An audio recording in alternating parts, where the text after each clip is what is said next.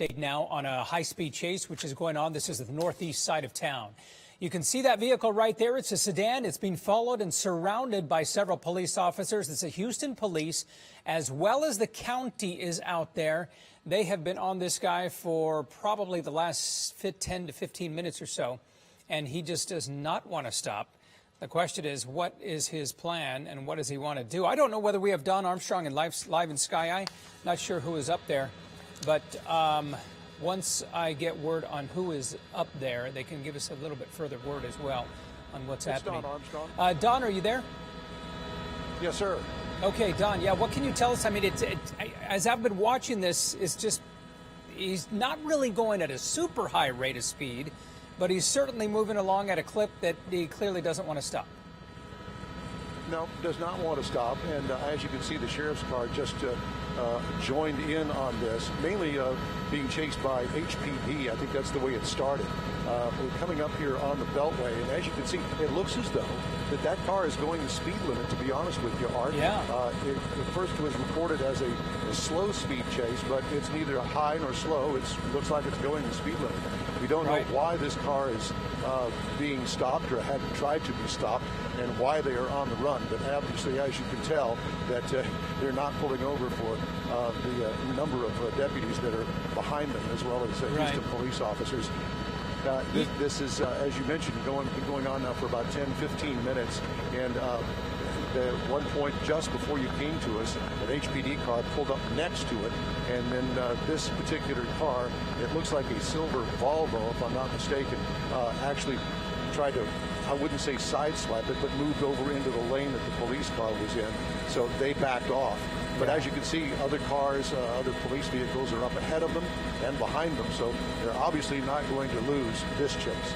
You know, if there's anything, and if there's anything good to report here, Don, it's certainly that the freeway at this point is open. We're talking about 59 Northeast Harris County. This is the East Tex Freeway. So they're going to be approaching the Beltway, or is that the Beltway? No, that's just one of the ramps for, I think, the HOV. But they're going to be approaching the Beltway. Is that right? That's correct. And we're going to be coming up on Intercontinental Airport space, so not exactly sure whether they're going to let us transition through the airspace. We're just going to have to wait and see. That's our pilot's job, Randy Hardaway, who's piloting Sky Eye this afternoon. Okay. You wonder whether he's going to take... You see cars pulled over there, so there must be officers way ahead sort of clearing the path. And that's always so very dangerous, especially when you get a high-speed chaser, high-speed runner here. He just doesn't want to stop. You know that there are going to be problems, people on and off the freeway. And what they always attempt to do is just try and clear away, make a path for the person so that he doesn't bump into anyone. Well, it's amazing that at this time of the afternoon, the beginning of afternoon rush, that there aren't many other cars on the freeway headed outbound to begin with. So, and based on the speed of the car, you can tell that it's just not a problem. There is somewhat of a backup behind it because it is going slower than the rest of the freeway traffic, because as you know, most of Houston freeway traffic doesn't mind the speed limit anyway. Yeah, and they just passed the North Beltway, by the way. There's... that was all the interchange, which you saw before that as you were on a wide shot. That was the northbound Beltway. So here they continue to move. And if at this point they're going to be reaching Kingwood soon, and who knows how long he's going to stay on this freeway. But he doesn't seem to be interested in making any exit, Don. No, it doesn't appear to be. He's over in, looks like lane number 2. The second from the left, and it looks as though that they're headed up to East Texas. I don't know how else to put it. It's amazing that we're doing the speed limit here. I'm not quite sure why they allow this to continue, and why not do the pit maneuver on it. I understand that state law has changed, and in some cases that is allowed now. But, it certainly is annoying that all of the traffic is backed up, and this is going to be a scene, as you know, when this finally comes to an end.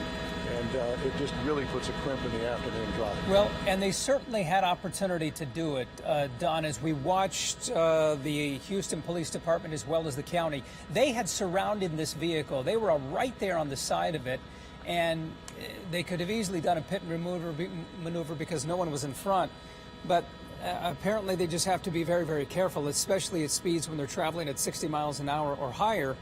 You know, you could cause a rollover if you're doing a pit maneuver. And to that point, good afternoon, Don. This is Elisa Rivas here. I'm joining Art Rascone. You know, as you get farther northbound right now, you head toward the river, you head toward Humble, Kingwood, as Art mentioned, and the highway starts to get elevated. So you do worry about causing any kind of a crash and causing some additional damage or injury that might go along with really going off of the freeway because this is such an unpredictable situation. Right. Continuing to watch now, we're looking at a sedan, that gray one, silver one, right there in the middle of your screen. It continues to move. They have no intention of stopping. That's a pretty nice Volvo. You know, that has a V6 underneath that has the power to really move, but he's certainly not using that power. I mean, this guy's traveling the speed limit. We don't have any indication as to why he's running, though, right, Don? No, not as we know so far, Art. It just appears as that we're doing the speed limit in lane number 2, and we are headed northbound out of town, headed up to East Texas on the East Tex Freeway. Yeah, I don't know what this guy's thinking. You know, maybe he just thinks he's just out on a Sunday drive, and he's not aware of the police around him. But he has to be running for some reason. We don't know why. We're trying to gather that information. As soon as we do, we have our desk here looking into several indications as to why he might be running. There are multiple agencies clearly involved here. Houston Police Department is still all around him, as well as the county. You have the county. Chambers County. Did it start in Chambers County? Is that what we're hearing, Alona? Yeah, they called and asked for some help from HPD. Wow. Oh, okay. So if it started in Chambers, that's way south, yeah. They just passed the park and ride. So they are now passing through Humble, getting up toward Kingwood. If we can see around this, are we seeing other law enforcement agencies like local PDs joining in on this? Are we seeing more law enforcement or just the same ones following this driver? Well, we did see HPD and Harris County Sheriffs. I don't know whether they have dropped off, and I really don't want to lose sight of the person that is running. But as you can tell, Department of Public Safety is here, not only on the ground, but they're also in the air with us here following above. And one of the things that I did notice just a moment ago, the Department of Public Safety cruiser really flew past this car to try to get ahead of them. One of the issues here is the fact that if they're not going to do the pit maneuver, so are they going to place out spike strips? Well, if that's the case, they're going to have to clear the freeway so that officer can go ahead and lay out spike strips and somehow maneuver all of the traffic into one area where not everybody gets affected by the spike strips and only the person that's being pursued. We just don't know how this is going to play out. I mean, this could go on for miles the way it's looking right now. Seen spike strips used many, many times, and most of it is just, you know, it's a 12-foot strip. We're talking about an entire freeway that's 40, 50 feet long. They don't even have a spike strip that long. So they can easily maneuver themselves around those spike strips, especially on an open lane. Yep. And open you know, freeway. something else that might be coming into play here, guys, is that we are hearing from the Chambers County Sheriff. This has been going on 20 to 25 minutes. This started as a traffic stop. No crime was committed, but they believe there is the possibility of that driver being impaired. Now, as we've been watching this particular part of the chase anyway, we haven't seen a lot of signs of that. Not a lot of erratic driving. This is definitely a driver that's staying in their lanes, but they have reason to believe that that driver may be impaired. So perhaps they're taking some extra precautions because of that as well. But as we said, we've been seeing pretty stable driving here. Right. We haven't seen any erratic driving. He doesn't seem to be really speedy. And you see that vehicle right there on the side on a different lane, which is on the other side. That's a lifted lane, the HOV. But he's not even going much faster than anyone else. Well, something's up ahead because everyone else is slowing down. Let's see what he does here. He's going off to the side. They've stopped traffic. He's just going to go right through there. They've probably forced him through an area where they had, did you see that, Don? It looks like spike strips through the entire street. That's what we're guessing. Yeah, they had several of them. I was not able to confirm that. You know, the other thing, too, Art, that I might want to mention is the fact that you don't know anything about this driver. This driver could be armed, and we have to approach it just that way, that you just don't know at this point exactly what's going to happen. And it looks like it's slowing down. Yeah, his vehicle is, all his tires are blown at this point. So let's see what he does. He's clearly off to the shoulder. Almost at a stop, but then kept rolling sort of at the last second there. But we do believe that those tires are probably flat because the slowdown happened right after we believe they drove over some spike strips. I know that you've got to sort of get positioned over all of these different overpasses here in this spot. Let's see what this person does behind the wheel. But clearly those wheels are, yeah, it looks like they're flat. So the tires will start ripping up here. They'll start shredding soon, and he'll be on his rims or his wheels once those tires shred. So let's see what he continues to do. They're using a lot of patience. They're just they are. Stay behind him and follow at a safe distance. You can see those police cruisers are not getting really, really close because Don made a great point. This could be an armed driver. Right. You know, they don't know what it is that they'll be up against when this vehicle comes to a stop, so they have to take all safety precautions. Being very careful. And Don, what we have seen repeatedly is a lot of patience by Houston Police Department and even the county as well with these chases. They sometimes just let them play out, believing that eventually they're going to stop. But you know, there's opportunity to do something here. Go ahead. To bring him to a stop. Yeah, looks like they may try and box him in here. Let's see if they have a vehicle up ahead. Right there on the side of him, they could probably, you know, just, who knows, rolling down the window and trying to talk to him. I don't know. Let's see what's happening here. I suppose if they feel like they don't need to get in an accident, there's probably no reason to.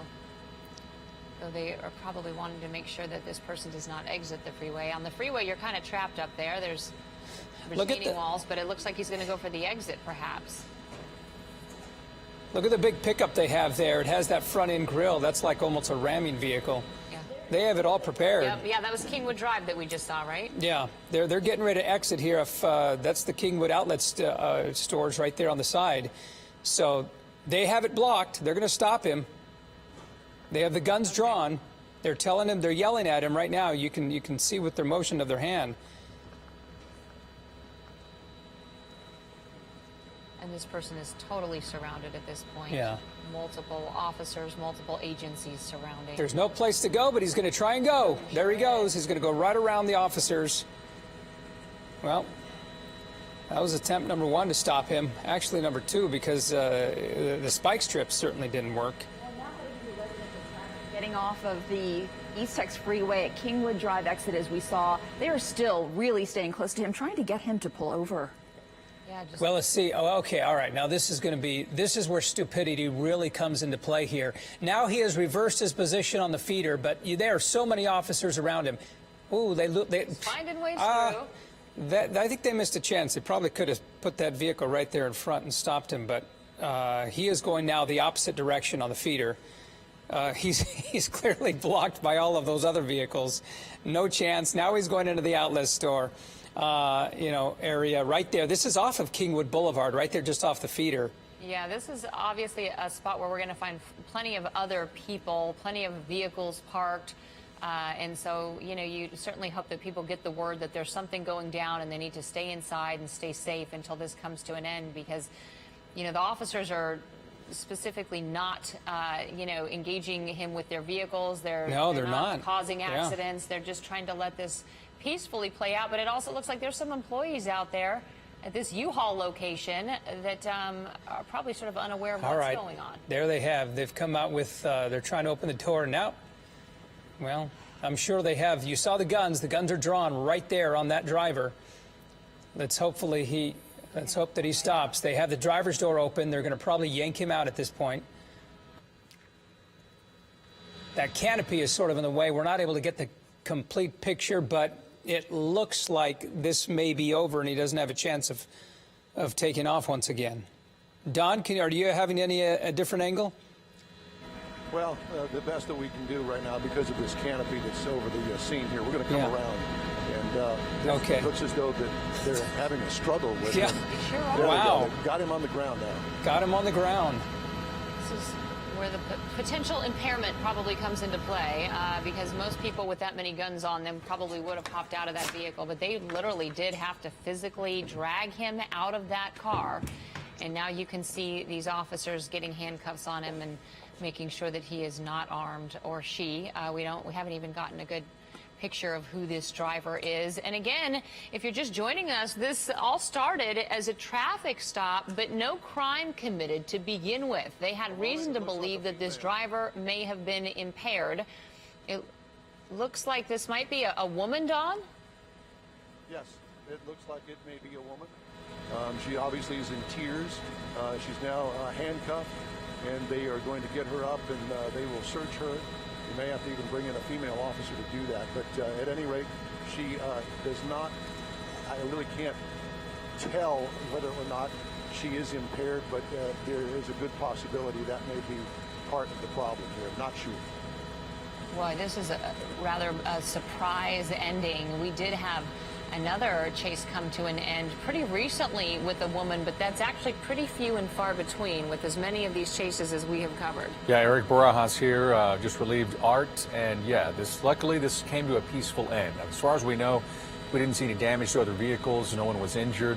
They've gotten this lady out of the car now, and they're inspecting that vehicle as well as she's taken to the back seat of that patrol car.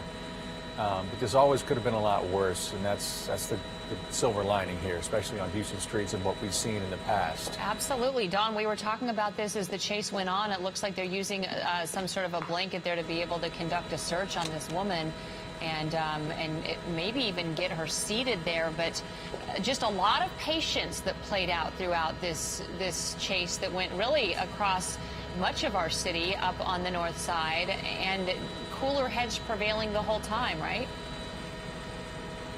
Well, that's right. I mean, we're very thankful that it ended this way. You know, it's a shame that these chases have to go on as long as they do, but sometimes, and in this instance, it appears as though that all of that played out well because nobody seems to be injured. Yeah, Don, what was also interesting about this chase, since we've seen so many here in the Houston area, unfortunately, is it seemed like there were different tactics used. We saw a lot of boxing in, a lot of vehicles getting ahead of the car. So many times it seems like they just stay behind, several vehicles behind the vehicle that's being chased. It seemed like we saw different tactics and different maneuvers used by police on this one.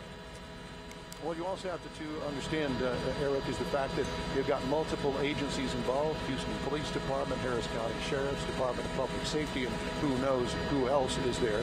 You've also got airborne, so there's a lot of communication amongst all of the officers, and not all are trained exactly the same way. So they all kind of have to get on the same page, and sometimes that can be difficult, as you can imagine, in a fluid situation like this chase.